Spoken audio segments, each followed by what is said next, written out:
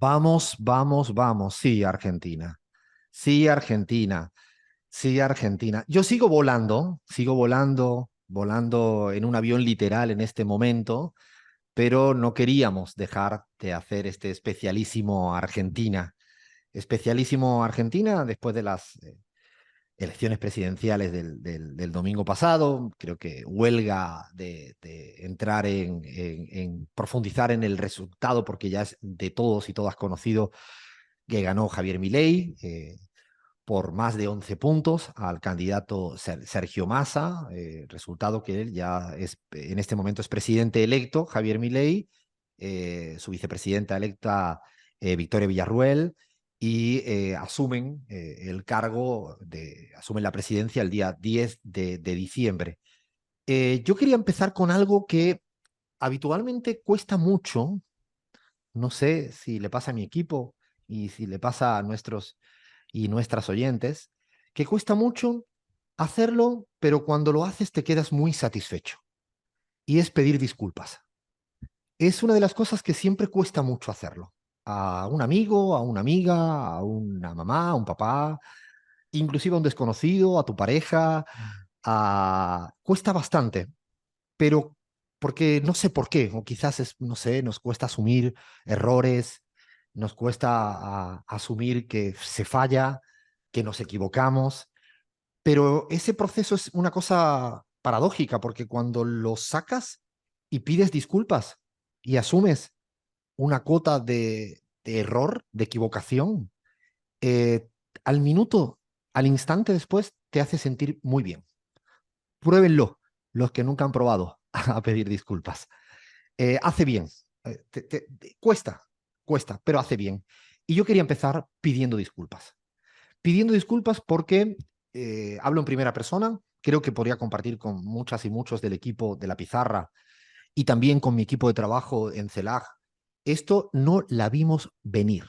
No la vimos venir. De ninguna de las maneras la vimos venir. De ninguna de las maneras. Si me hubieran preguntado días antes, semanas antes, no la vi venir, no sabía. No la vi venir con los análisis y no la vi venir con el olfato y no la vi venir con las sensaciones, no la vi venir. Y creo que es un flaco favor decir ahora que todo el mundo la vio venir. Me parece que no hace bien el abrazarse y el enroscarse al querer llevar razón siempre. Está bueno decir no la vi venir, me equivoqué. A mí me parece que eso es un campo fértil para entender en qué uno se equivoca e intentar equivocarse un poquito menos en la próxima. Y creo que no la vimos venir, no la vimos venir, no la vimos venir, no pensábamos. Si me permiten una confidencia, algunos y algunas lo saben, siempre de las elecciones, quizás para rebajar la ansiedad, le pregunto a mi grupo de trabajo de CELAG y también a un grupo de gente que algo de política entienden, qué iba a pasar en las elecciones del domingo. Lo hice el sábado. Las consultas fueron como 20 personas de mi equipo de trabajo y unas 30 personas de todo, no voy a decir nombres y apellidos porque queda feo, pero del más alto nivel, de todo tipo, con mucha responsabilidad y gente con mucha capacidad. Bueno, de 50 personas, solo hubo 3 personas que me dijeron que ganaba mi ley y por la mínima. Repito, solo hubo 3 personas que me dijeron que ganaba mi ley y por la mínima. El resto, incluido yo, para ponerme como burro el primero, pensaba que no iba a ocurrir eso. Y ahí me pregunto, en esta semana me pregunto, y quería compartir por qué. Y creo que es una, no sé si comparten, se los miro a Bahía, a Cris, a Lean, a Fla, a Gaby y al resto de nuestros oyentes, que seguramente les te estoy hasta viendo. No sé si comparten que uno entra en un profundo dilema y es la ilusión, el entusiasmo que te obliga a creer que puedes ganar o que mi ley puede perder, el casi una condición sine qua non cuando uno va a disputar algo, que es creer, entusiasmarse, ilusionarse, es casi inevitable, porque si no tienen esas, eh, no sé cómo diría, esencias, es imposible ir a disputar nada. Yo no puedo ir a jugar un partido de fútbol si no creo que voy a ganar, aunque sea bajita el grado de esperanza.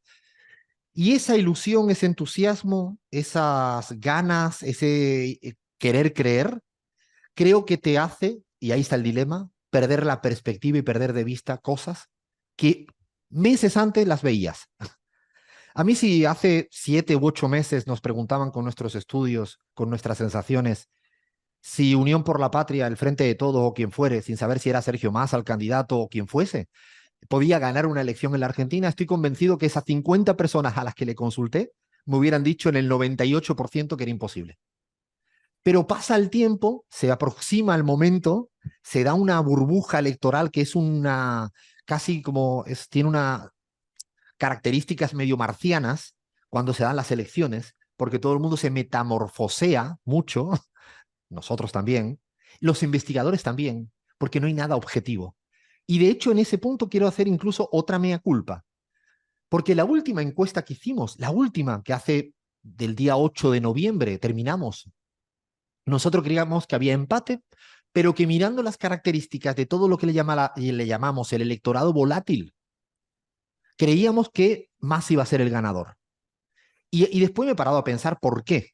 Y es muy interesante. La primera mea culpa que hago es que las preguntas que le hicimos a ese electorado volátil eran preguntas que seguramente estaban sesgadas para que fueran a favor de Sergio Massa. O sea, nos equivocamos en las preguntas que le hicimos. Porque si hubiéramos hecho otras preguntas, a lo mejor hubiera preguntas más equilibradas, menos condicionadas por el entusiasmo, por el tsunami que te lleva a ir a un sitio. Si hubiéramos hecho otro tipo de preguntas, fijaros que de las 5 preguntas que le hicimos a ese electorado volátil, solo había una en la que ganaba Javier Milei por goleada, que era ¿quién va a resolver la inflación? Y ahí sí ganaba Milei. Pero en el resto, que eran preguntas seguramente condicionadas, equivocadamente elegidas, era más al ganador. ¿Quién es más dialoguista? ¿Quién se parece más a la gente común? ¿No? Probablemente nos equivocamos en elegir las preguntas. Y probablemente nos equivocamos por el entusiasmo y por acabar viviendo en una burbuja que te permea. Aunque quieras generar un impermeable, no hay manera, no hay manera. Y por eso creo que es interesante aprender también de este mea culpa, que insisto, nos pasó a nosotros en el análisis, porque cuando miro hacia atrás y me dediqué esta semana a mirar la encuesta de hace 6 meses, en todos los escenarios no había manera de ganar en balotaje. Y lo dijimos privadamente. Y de hecho públicamente decía, mejor no hablemos del balotaje, pero sabíamos que perdíamos. Sin embargo, no tuvimos el equilibrio de seguir manteniendo la perspectiva de cómo estaban las cosas y nos dejamos arrebatar por el entusiasmo, insisto, siendo necesario el entusiasmo. Qué dilema, ¿no?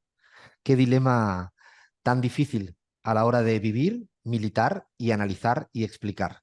Así que quería hacer esta primera entrada más personal, quizá más colectiva, con mi equipo, pero era justo y necesario. Y ahora vienen más y más y más análisis de todo lo que ocurrió en la Argentina, con opiniones como Juan Grabois, Zapatero, José Luis Rodríguez Zapatero y Álvaro García Linera. Seguimos en la pizarra.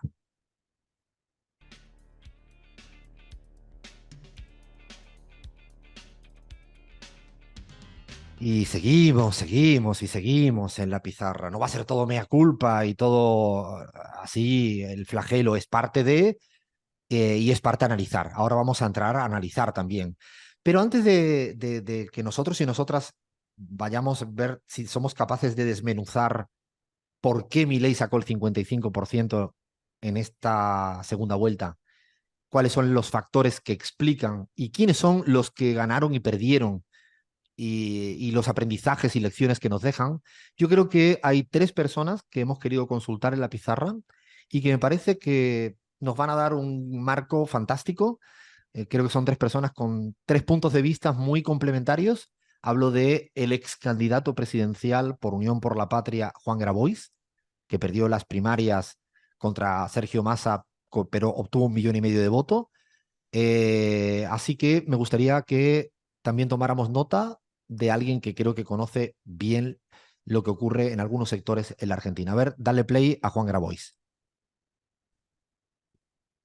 Hola Alfredo, bueno, desde luego semejante victoria de esta combinación entre un neoliberalismo económico extremo y explícito una suerte de neofascismo político y una cultura reaccionaria en lo discursivo es un baldazo de agua fría, ¿no?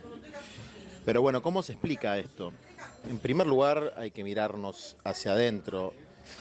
Estos 4 años fueron un gobierno muy, muy malo. 120% de inflación, 60% de pobreza infantil, la mitad de los argentinos prácticamente viviendo en la pobreza, incluidos los asalariados registrados, trabajar 8 horas para que la mitad de tu sueldo vaya al alquiler, la pibada, los jóvenes sin ninguna perspectiva de futuro. Todo eso sumado a una pandemia donde además se vio un doble estándar, algunos tenían privilegios para la vacunación, el propio presidente participó de una fiesta, que es algo que caló muy hondo en la conciencia colectiva de nuestro pueblo, situaciones de corrupción y de ostentación de riqueza.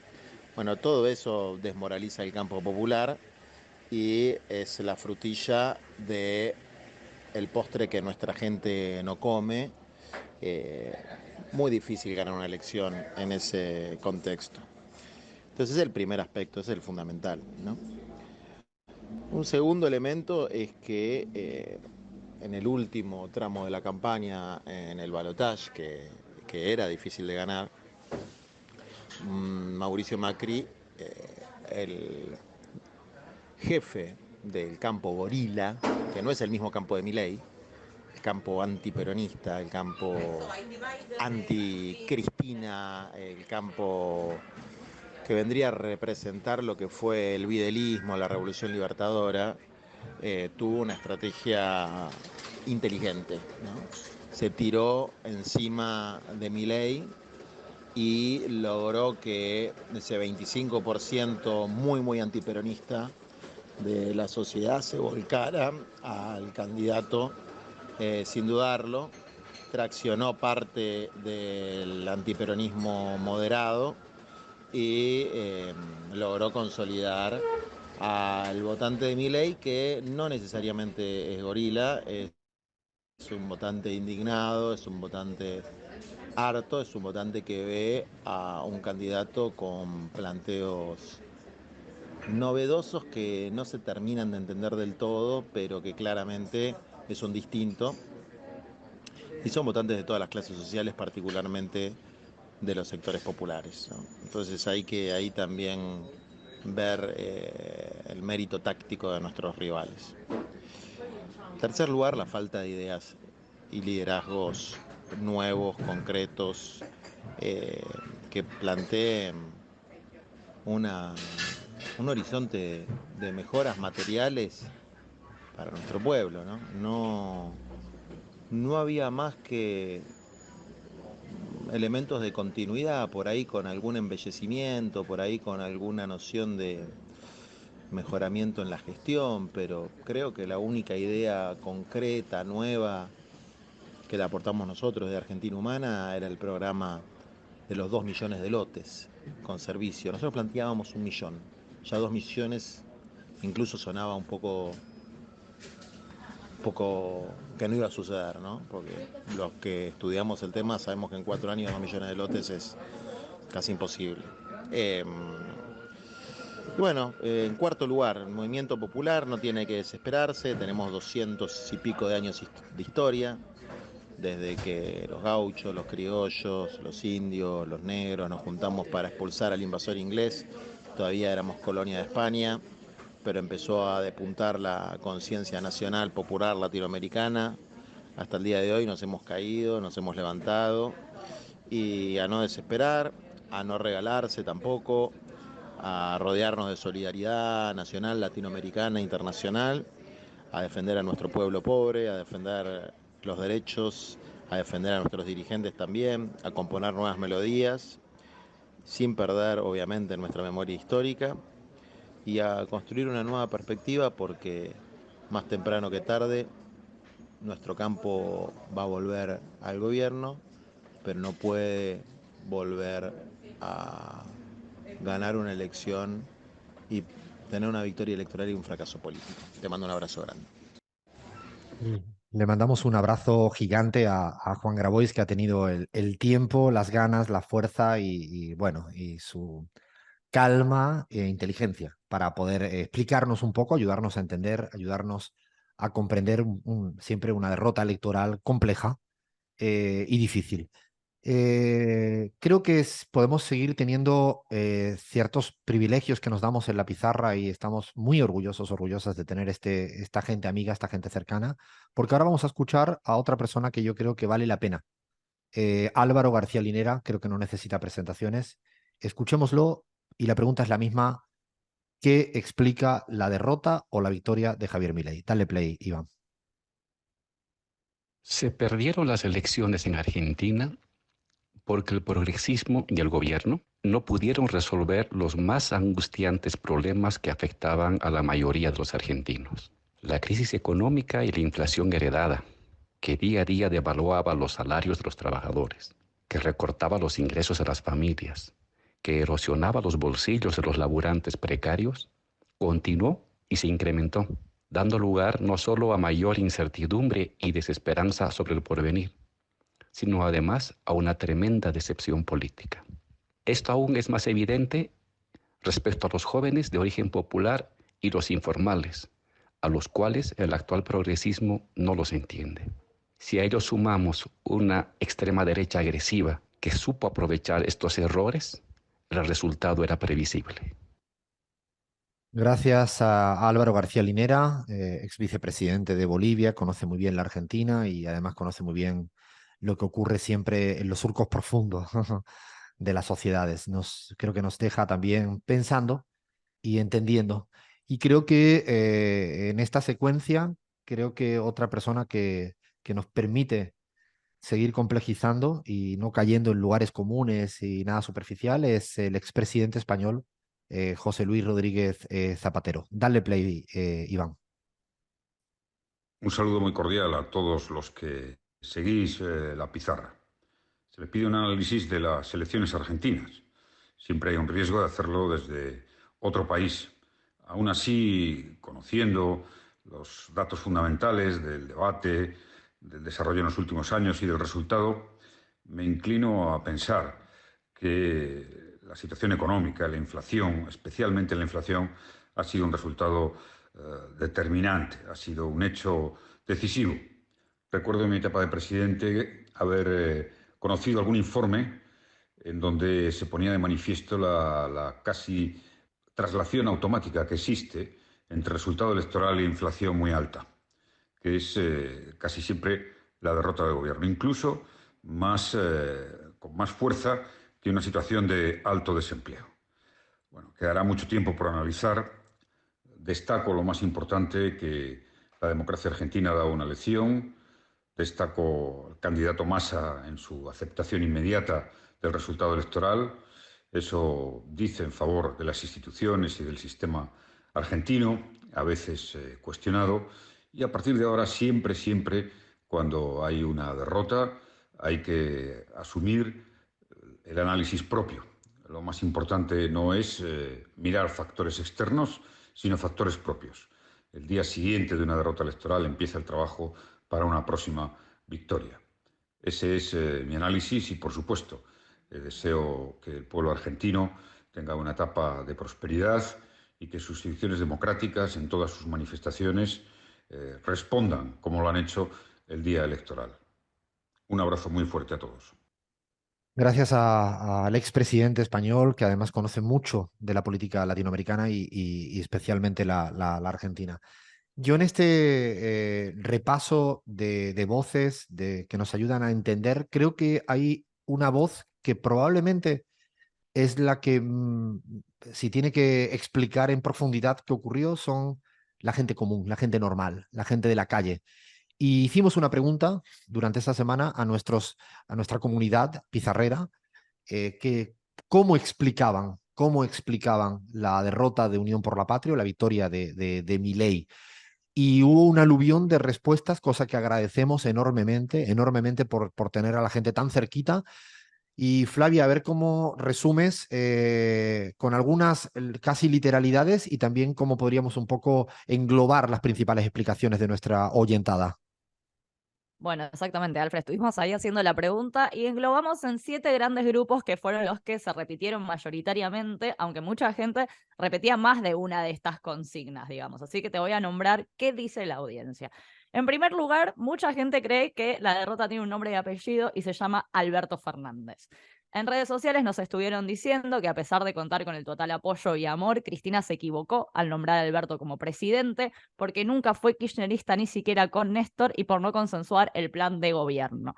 Hay personas como Jorge Sendoya que nos dijeron que la cobardía y falta de verdadero sentido nacional y popular de Alberto fueron los que hicieron que se pierda esta elección. Su falta total de peronismo, todos lo califican como una persona fuera, digamos, del peronismo, del kirchnerismo, y traición de Alberto Fernández hacia el movimiento. Esa es una de las respuestas que englobamos, que tiene nombre y apellido y sería Alberto Fernández. Otra de las respuestas fue el mal gobierno de Alberto Fernández, que hablaban justamente que lo que inclinó la balanza fue la inflación, falta de dólares, su mal gobierno.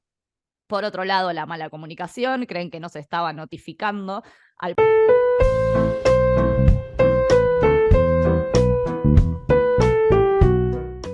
política, el antiperonismo machacado y el odio de los medios. Y mucha gente respondió, por supuesto, lo que también estamos escuchando recién, Alfred, que es la economía. Mucha gente dice que no haber solucionado la inflación de más del 100%, el préstamo del FMI que no se pudo solucionar, el precio de la comida y que la gente cada vez le estaba costando más llegar a fin de mes, es algo que evidentemente no se podía dejar de lado. A mí me pareció importante también destacar cuál fue el rol de la juventud, porque muchos dicen que la lejanía de la juventud votante con el 2001, e incluso por supuesto con la dictadura, y el triunfo de la subjetividad, como Milei no va a hacer lo que dice que va a hacer, es otro factor interesante. Y yo de todas estas respuestas te lo englobé con un resumen que básicamente la mayoría dice que es un combo entre la economía, sensación de gobierno acéfalo, mala gestión, odio al peronismo y que influye la juventud a la hora de votar porque no vivieron el 2001, se demonizó la historia y triunfó la subjetividad. Este es un recopilatorio de mucha gente que nos ha escrito y le agradecemos mucho porque además creo, no es nuestra opinión, nuestra valoración, pero sí creo que dan las teclas, las claves para entender lo que ha ocurrido y por qué ha ocurrido. Y me parece que era un buen complemento para los análisis de Juan Grabois, Álvaro García Linera y José Luis Rodríguez Zapatero, los que más nosotros valoramos, que es a nuestra audiencia, a la gente que está con nosotros, y le agradecemos, y vamos a ir siguiendo haciendo preguntas semanas tras semanas para que nos ayuden a entender y a pensar lo que ocurre en nuestra América Latina. Hacemos un paréntesis chiquito porque no se crean que esto ha terminado. Ahora viene todavía mucho, mucho más análisis especial, elecciones presidenciales en la Argentina, en la pizarra.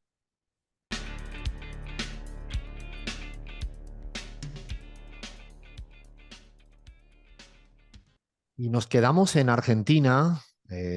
Tengo que decir de broma y en serio que esta semana, cuando decíamos qué tiempo le dedicamos a la Argentina en este programa especial de la pizarra, sin que sirva de precedente, en este programa vamos a ser muy argentinocéntricas.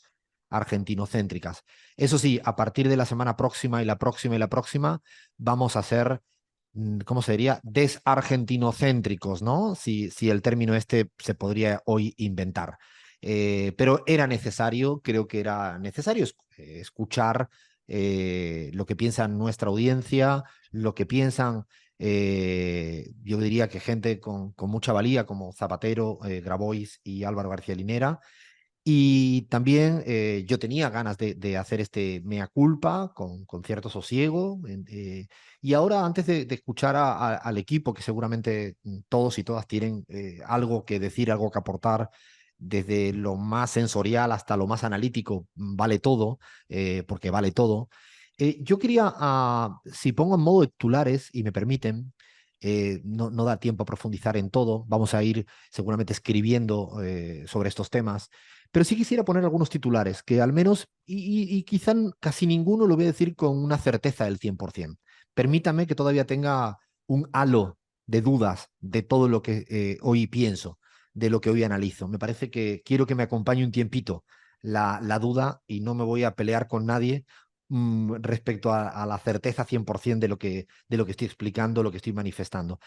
Quisiera poner algunos titulares de cómo entendí lo que ocurrió, más allá de la pérdida de perspectiva y perder de vista, como dijimos al principio, ¿no? Que eso es algo fundamental. Primero me quedo con una duda que me inclino por llevarlo a una afirmación. Ahí estoy en ese puente, y es: otra vez perdió la moderación. Una vez más perdió la moderación. No parece la primera vez que pierde la moderación. Los intentos de buscar la moderación centrada, otra vez más perdió. Lo dejo ahí. Otro aspecto: fijaros que había una suerte de disputa, batalla, pulso entre el miedo a y la crisis de representatividad política. El miedo a Milei, a lo que pueda ser, a la incertidumbre en la que ahora mismo estamos envueltos, a lo que pueda no tomar decisiones, ese miedo a, que es legítimo como sentimiento en una sociedad, en una persona, pero había otra pulsión muy fuerte que era la crisis de representatividad de la clase política, la clase mediática, la clase en un sentido amplio. Esa, al final, la crisis de representatividad política en la Argentina en este momento le ganó por goleada al miedo. Le ganó por goleada al miedo. Otro aspecto: el día que llegue un debate presidencial, os pido, por favor,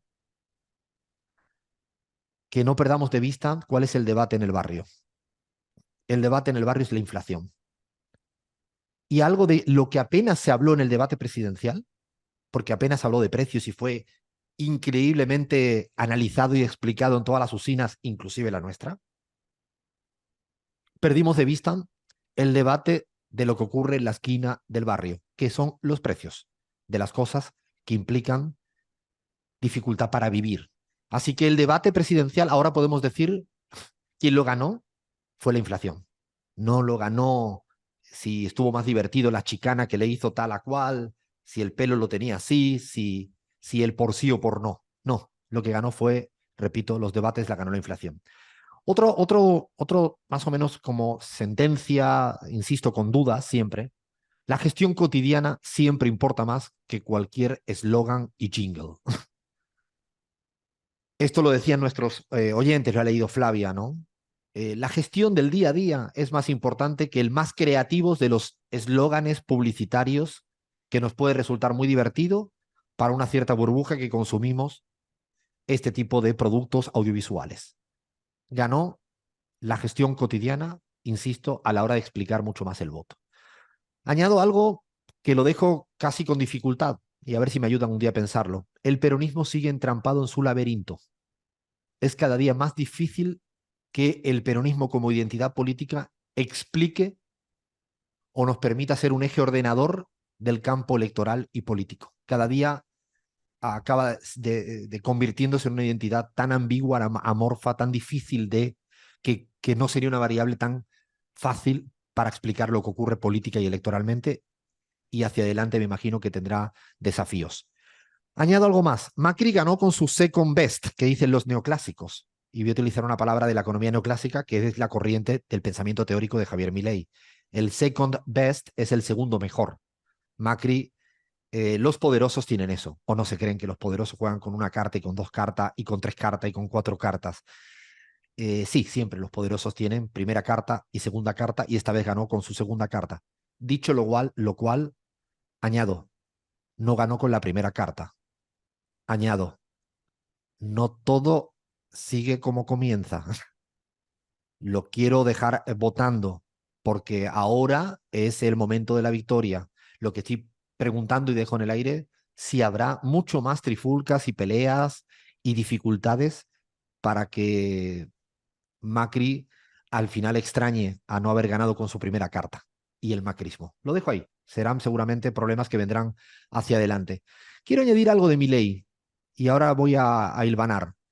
Pero primero quiero plantear algo como que el kirchnerismo sigue teniendo fuerza en el legislativo, sobre todo en el Senado, en la provincia de Buenos Aires, que lo va a gobernar Axel Kicillof, y además en muchos todavía municipios.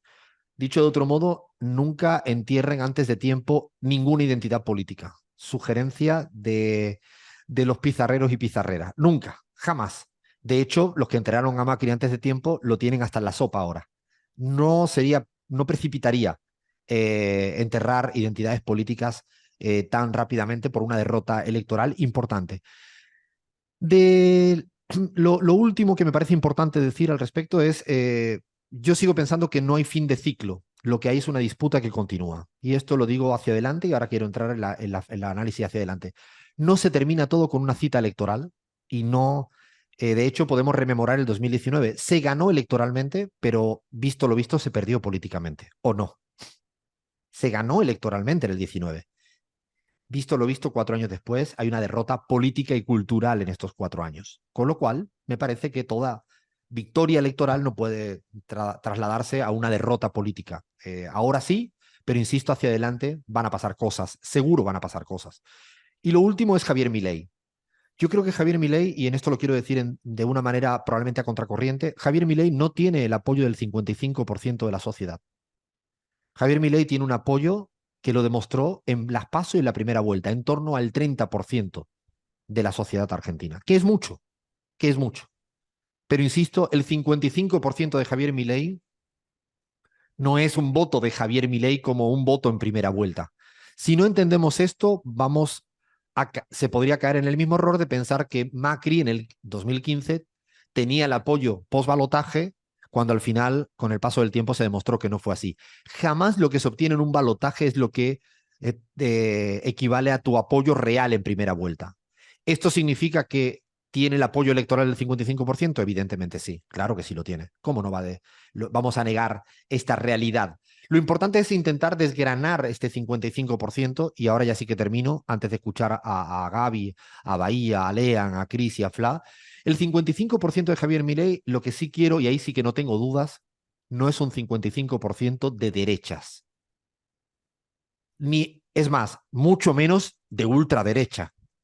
Yo creo que este 55% es heterogéneo. Es un conglomerado heterogéneo, que está conformado por muchas cosas. Una parte de voto de derecha y de ultraderecha. No puedo ni debemos negarlo. Una parte de ese 55% son gente con pensamiento de derecha, de ultraderecha, que roza en algunos momentos el nazismo, que roza la... Sí, claro que sí. Luego hay otra parte que yo quisiera dejarlo aquí clarísimamente. Son jóvenes de esta nueva época, que yo creo que del todo no tenemos claridad de cómo son. Y me niego a estigmatizarlos y a condenarlos y a juzgarlos negativamente. Me niego. Disculpen, pero me niego. El día que caiga en el error de ver que las generaciones que vienen son peores que las que estamos ahora, la verdad que me retiraré de hablar en público. Me retiraré. Me niego, me niego, me niego. Veo a mi sobrina Zoe, que tiene 12 añitos, que va a cumplir este domingo, y me niego, me niego. Tienen otros valores, otra episteme, otro contexto, otras fuentes de información, otras fuentes de desinformación, otra cultura de época, otra velocidad, otra fragmentación del pensamiento, no sé. Pero me niego a decir, no, es que no saben votar. Ah, ahora no saben, antes sabían. ¿Cómo es esto? Cuando te conviene. No, no, es más complejo que eso. No voy a caer jamás en eso. Jamás voy a caer en eso. Pero hay que tenerlo como una variable presente. Luego hay una parte de un votante que viene y va, votante volátil, que vota para un lado y para otro, que va y viene, que nunca vota siempre al mismo. Yo, de hecho, en Bolivia el otro día me encontraba una persona que me decía, yo voté toda la vida a Evo, después del golpe voté a Mesa y ahora votaría a Lucho. Y yo me dije, y madre mía de mi vida, ¿qué cacao tiene en la cabeza? Y no, a lo mejor el cacao lo tengo yo, que pienso siempre muy lineal.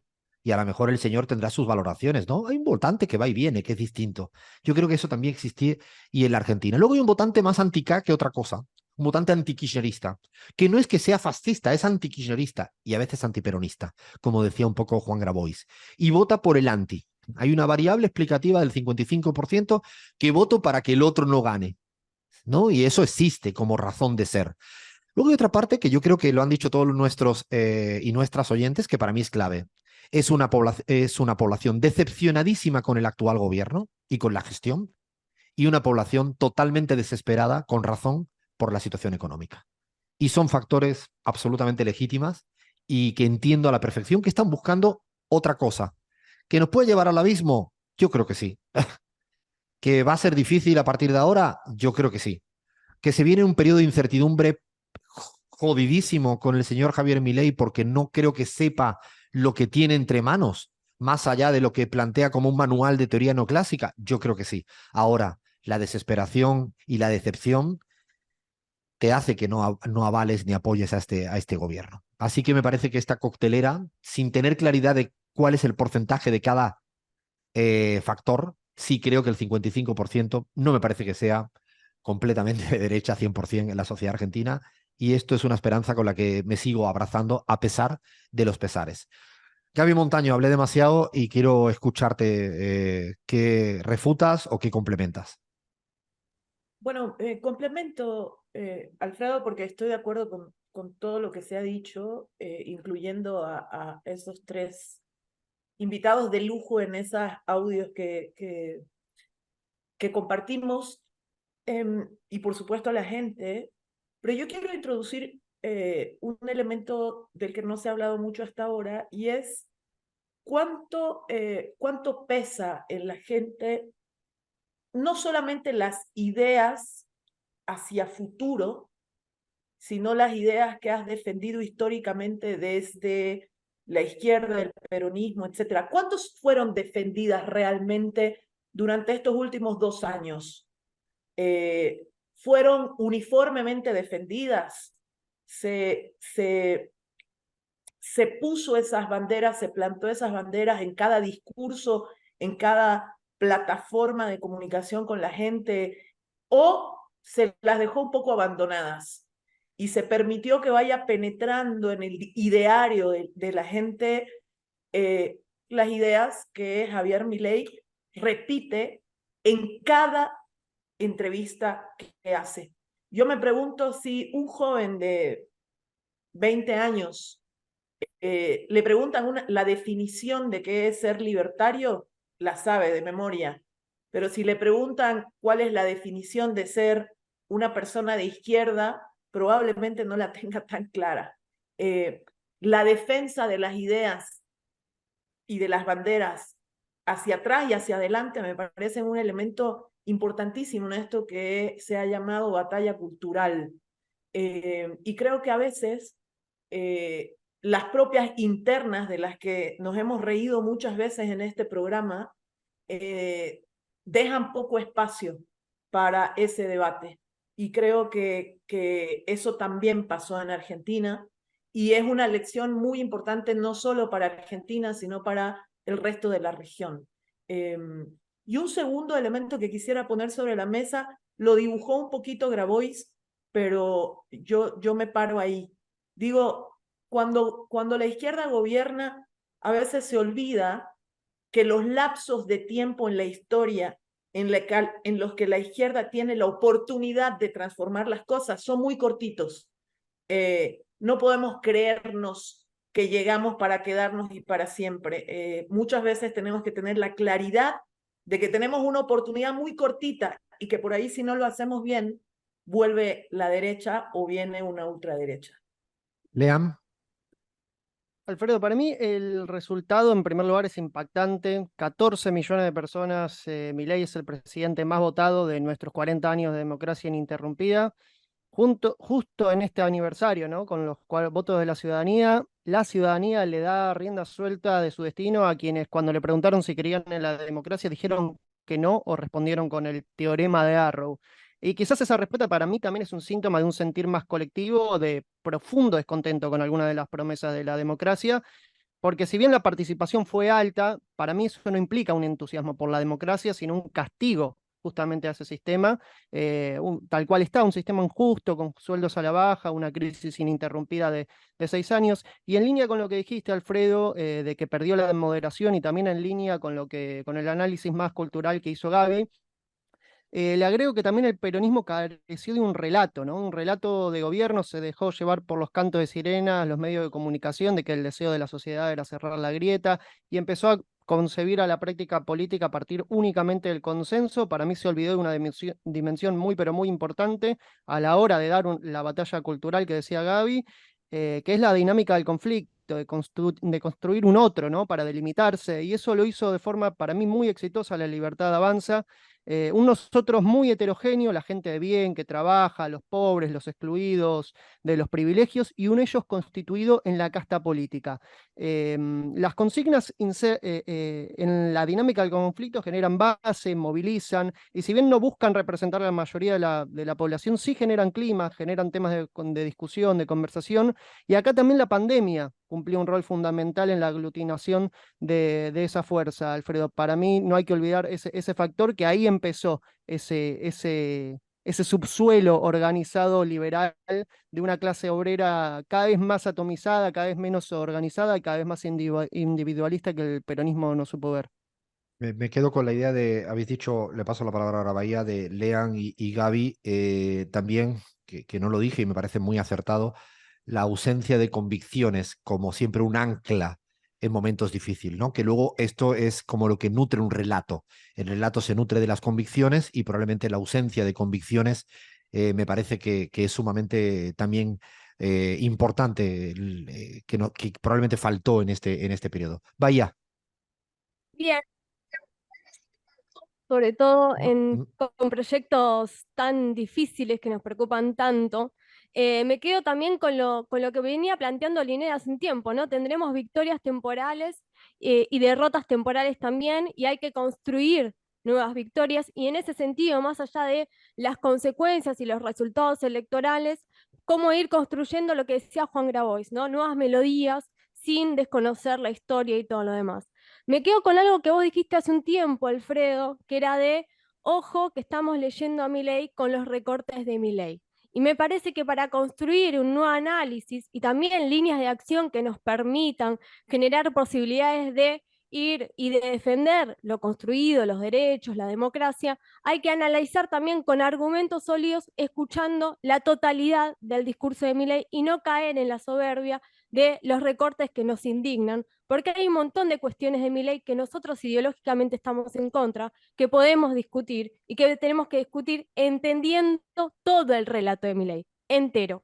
En ese sentido me parece que es un desafío poder leer a Milei, también como lo leen los jóvenes, también como lo lee la gente que lo votó con esperanza. Eso no nos va a hacer claudicar nuestras convicciones, que las tenemos firmes, pero sí me parece interesante que para construir nuevas melodías, nuevas canciones, sin desconocer las anteriores, sin desconocer la historia, poder interpretar la melodía que está sonando en este momento.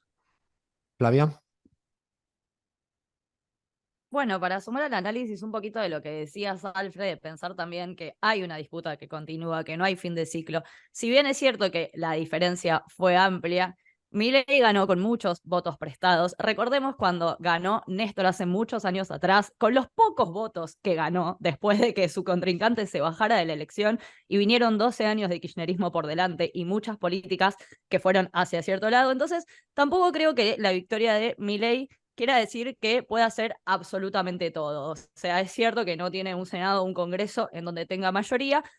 De todas maneras, dicho esto, sí creo que hay que empezar a escuchar un poco más. A mí, de todo el análisis que hicimos acá, me quedo con el principio de Alfred de lo sorprendente que fue para mí, en términos personales, por ejemplo, el triunfo de Milei, y no solo su triunfo, sino la diferencia de puntos. Yo estaba segura, no sabía muy bien quién iba a ganar la elección, pero estaba segura que la diferencia iba a ser 49-51. Y cuando efectivamente la diferencia no fue 49-51, el primer análisis es: ¿qué no estoy viendo? ¿Qué no estamos viendo? ¿Y por qué estamos tan cegados para creer que esa va a ser la diferencia? Que creo que no lo creía solo yo, sino muchísima gente. ¿Qué análisis nos está faltando? ¿Y qué es lo que estamos subestimando? ¿Es a la juventud que no vivió ciertas cosas? ¿Es al votante harto? ¿Es a la economía? ¿Es a la gestión de gobierno de Alberto Fernández? ¿Es a la decisión de Cristina? O sea, no puedo dar una respuesta, creo que hay muchísimas y muchas variables, pero creo que sí tenemos que dejar de subestimar. Y en mi caso particular, y esto lo quiero dejar algo muy personal y privado, pero yo, por ejemplo, me di cuenta que subestimé a Mauricio Macri. Yo subestimé mucho a Mauricio Macri diciendo, no, si él se aliaba con Larreta era el próximo presidente del país, le salió muy mal, Milei nunca va a ser el próximo presidente, esta alianza está mal hecha, y efectivamente el presidente es Milei y Macri más o menos está detrás. Así que para mí hay que dejar de subestimar. Aprendizaje. Cris, ponle una voz no argentina a esto, a ver si eres capaz de poner cordura desde México, hija mía. Ay, Alfredo, yo creo que a estas alturas y para todos los que seguimos Latinoamérica y nos sentimos latinoamericanos, lo que ha pasado en Argentina nos ha dejado muchas más preguntas que respuestas. Yo hay varias cosas y es que, bueno, como decía Facundo Cabral, vamos a poder, bueno, podemos hablar de metafísica porque tenemos la panza llena. Y yo creo que no hay una sola forma de leer esto porque no hay una sola explicación y van a correr tintas, chorros de tinta y nos vamos a comer el cerebro tratando de entender por qué la gente votó lo que votó y en otras latitudes se replicará. Y cada quien va a llegar a la conclusión que más le convenza. Pero yo creo que hay algo clave y es que se siente en la calle y es que la gente está cansada de que los analicen. La gente está cansada de ser ratas de laboratorio, que las encuestadoras salgan y le dicen usted quiere A o usted quiere B, y que ninguna de esas dos opciones sean las respuestas que queremos decir. Creo que la gente de a pie quiere techo, seguridad y trabajo, y en Latinoamérica, lo que tú mencionabas, quiere que la inflación le deje planificar el mañana, porque con incertidumbre, pues está muy complicado, ¿no?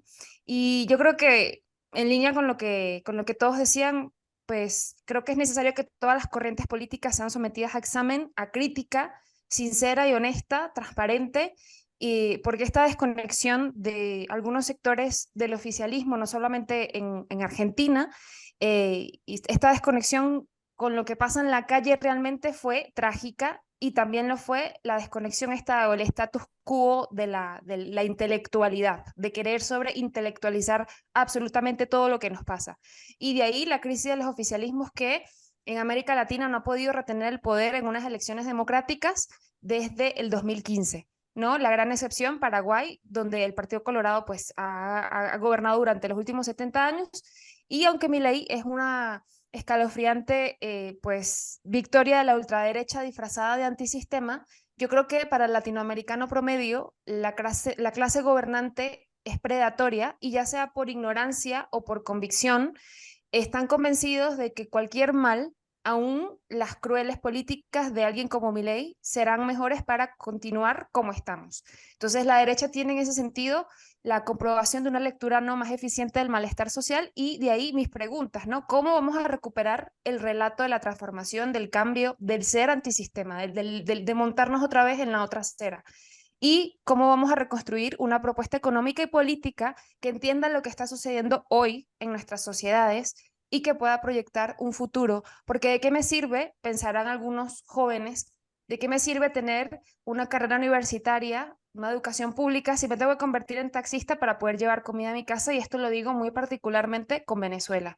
Siempre fue una victoria tener universidades, ¿no? La recuperación de la educación pública o la educación como un derecho, pero que al final esto no me sirve para comer, no me sirve para subsistir. Entonces, en ese sentido, creo que, como dice algún dicho, cuando veas las barbas de tu vecino arder, pon las tuyas en remojo. Así que la conclusión un poco de tantas cosas que queremos decir de lo que sucedió en la Argentina con una visión más latinoamericana.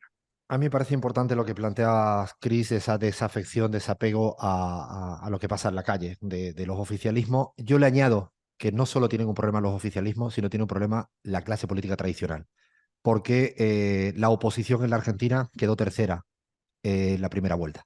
O sea, no es que, digo, para pensar, las oposiciones tradicionales siguen cayendo en los mismos errores que los oficialismos. O sea, el problema es de crisis de no solo de representatividad, sino un poco siguiendo la línea casi de todos y todas, y un poco lo que apuntaba Chris al final, de examinar mal, entender mal, no escuchar bien, poner el oído en el territorio y no sintonizar con lo que al final la gente universitaria y joven piensa. Creo que por eso digo, no creo que solo sea un problema del oficialismo, creo que es un problema que inclusive los no oficialismos o oposiciones tradicionales también están perdidas y perdidos. De hecho, no es casual, y ese es un buen dato el que decía Chris, que el único oficialismo que ganó recientemente es donde no hay balotaje.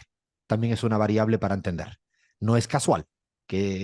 Porque si hubiera habido balotaje en el Paraguay, seguramente la sumatoria de las dos candidaturas también desplazaba al oficialismo. Creo que son muchas preguntas, interrogantes que tenemos. Creo que hay muchos acuerdos en que hay razones que explican esto. Y hacia adelante, habrá tiempo. ¿Qué va a hacer hacia adelante el señor Milei? A mí me salen muchas dudas, con honestidad, muchas dudas. Me da mucho miedo real que se meta en una suerte de experimento con la sociedad argentina. Que sea un proyecto de gobierno experimental. Esto sí me entra cierto pánico. Luego también tengo a veces un poco el consuelo de que sea Donald Trump, que hable más de lo que haga. No sé a cuántas guerras declaró el señor Donald Trump y al final ninguna, ¿no? ¿Se acuerdan el de momento Corea? Que voy, y que no voy, no voy, no voy. Tengo a veces un poco una sensación si Milei va a caer en esa tentación o va a ser Bolsonaro que lo que dijo lo hizo. No sé si me estoy explicando, ¿no? Creo que no sé por dónde va a ir el señor Javier Milei. Ojalá tenga un cierto grado de responsabilidad. Ojalá tenga un cierto grado de responsabilidad. Y como decíais todas y todos, ojalá también rápidamente nos levantemos de esto, sigamos construyendo, sigamos pensando, sigamos mejorando, porque esto nunca termina acá. Gaby creo que quiere decir algo para cerrar, ya sí que estamos sin tiempo. Sí, solamente desde fuera de Argentina, el cariño, el amor, el devolver la solidaridad que Argentina nos mostró a los bolivianos cuando tuvimos un golpe de Estado, que sepan todos y todas que estamos ahí, para las que sea, esa nada más. Es lindo terminar con solidaridad también de Latinoamérica hacia el pueblo argentino que perdió en estas elecciones. Hasta acá este especialisísimo Argentina en la pizarra, pero todavía queda un ratito más de programa.